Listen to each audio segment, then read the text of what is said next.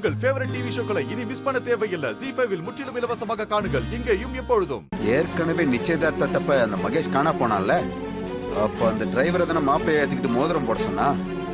இப்பவும் அந்த டிரைவரை மாப்பிள்ளையாக்குற பிளான்ல தான் இருப்பா.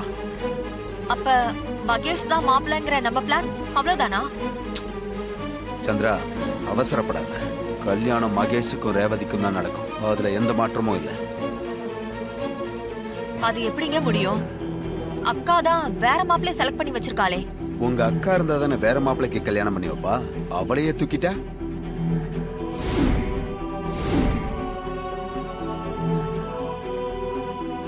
என்னங்க சொல்றீங்க? ஆமா சந்திரா, உங்க அக்கா இருந்தா தானே பிரச்சனை. அவ இல்லனா இந்த கல்யாணத்தை நாம எந்த பிரச்சனையும் இல்லாம நடத்தலாம்ல. அதுக்காக என்ன பண்ண போறீங்க?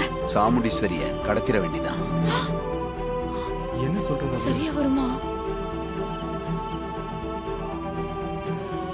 என்னங்க கடத்திரலான்னு சர்வசாதாரணமா சொல்றீங்க? வேற வழியே இல்ல சந்திரா. நாம நினைச்சது நடக்கணும்னா உங்க அக்காவை கடத்தியே ஆகணும். வேற வழி இல்ல.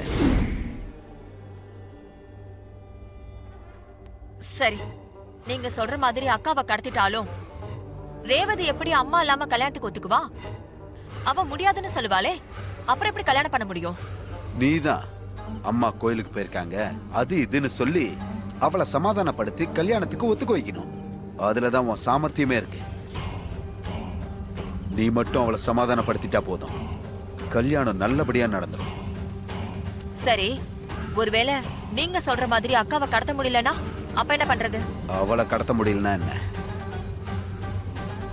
அந்த டிரைவர் பயல கடத்திட வேண்டியதான்.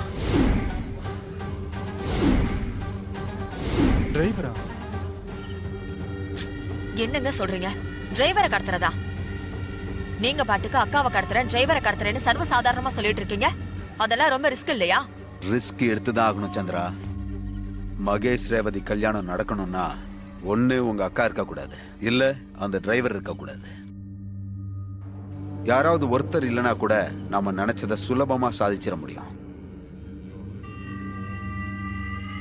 ZEE5 ஆப்பை டவுன்லோட் செய்து அனைத்து எபிசோடுகளையும் இலவசமாக பாருங்க.